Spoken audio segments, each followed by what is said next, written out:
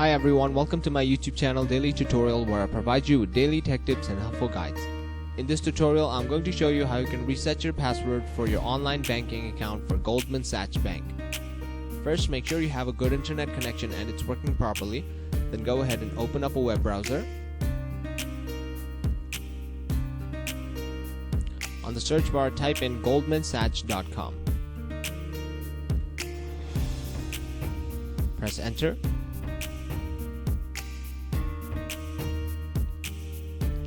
Once you land on this page, click on the option on the top right corner where it says Client Login.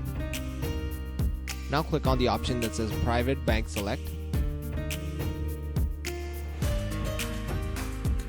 To reset your password, you have to click on the link that says Reset Password right here on the bottom right next to Sign In. And then you have to type in your email address here and then click on Send Email. Once you click on Send Email, Goldman Sachs Banks should send you an email. Goldman Sachs Banks should send you an email which contains a new password or a verification code which you can use later to reset your password. Follow all the steps carefully and you should be able to successfully reset your password for Goldman Sachs online banking account. And that is it.